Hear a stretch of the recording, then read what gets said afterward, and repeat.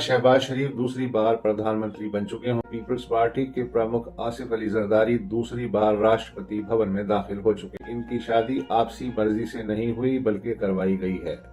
दोनों एक सरकारी घर में जरूर रहेंगे मगर अलग अलग कमरों में।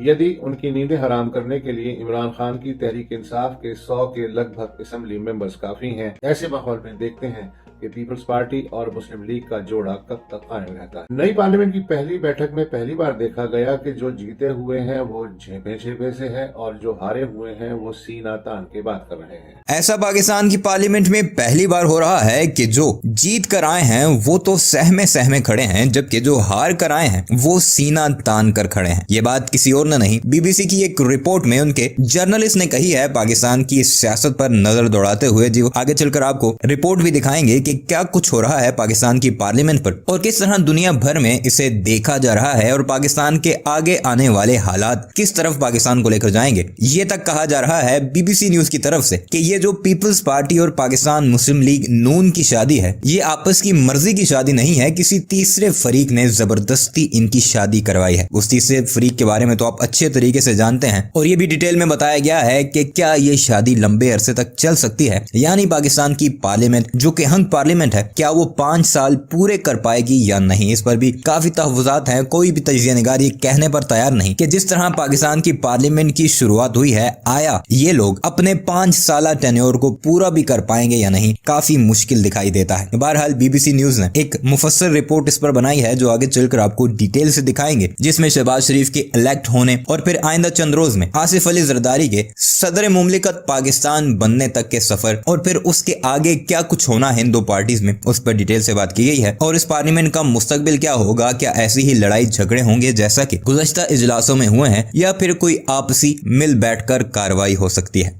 जब तक ये विश्लेषण आप तक पहुंचेगा, शहबाज शरीफ दूसरी बार प्रधानमंत्री बन चुके होंगे और जब आपसे अगले हफ्ते मुलाकात होगी तब तक उम्मीद है कि पीपल्स पार्टी के प्रमुख आसिफ अली जरदारी दूसरी बार राष्ट्रपति भवन में दाखिल हो चुके होंगे। दोनों पार्टियों के गठबंधन से चलने वाले कह रहे हैं कि इनकी शादी आपसी मर्जी से नहीं हुई बल्कि करवाई गई है। दोनों एक सरकारी घर में जरूर रहेंगे मगर अलग अलग कमरों में।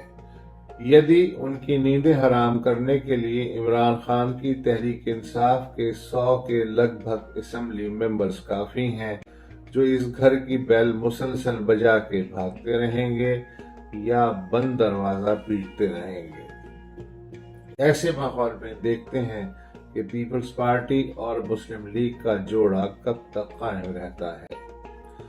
मगर कुछ शुभ चिंतक कहते हैं कि ये शादी लंबी चल सकती है अगर घर चलाने के लिए कुछ पाई पैसा इधर उधर से आता रहे, क्योंकि कर्जे और खर्चे उस बिलबिलाते बच्चे की तरह होते हैं जिसे हर हाल में दूध चाहिए और बच्चे तो बच्चे होते हैं, उन्हें आप कितना बहला फुसला सकते हैं।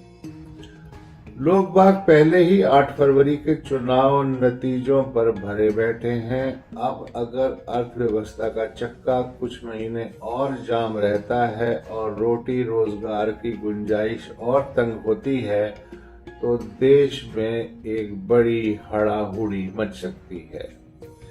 हालात के फटने से जो लावा निकलेगा उसे जमा करने के लिए पीटीआई समेत कई पार्टियां तैयार बैठी हैं, बिल्कुल ऐसे जैसे किसी कमजोर खिलाड़ी का कैच लेने के लिए सारे विरोधी क्रिकेटर्स स्लिप के चारों तरफ घेरा तंग करके बैट्समैन को नर्वस करते रहते हैं। वैसे भी इमरान खान से अच्छी क्रिकेट पैंतरेबाजी कौन जानता है।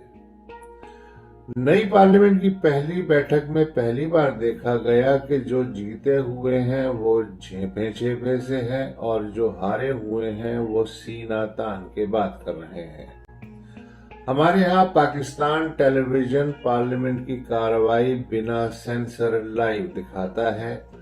वहाँ जो भी तकरीरें होती हैं उन्हें काटा नहीं जा सकता, मगर पीटीवी की डायरेक्ट टेलीकास्ट में पहली बार ऐसा हो रहा है कि कभी आवाज गायब हो जाती है और कभी तस्वीर।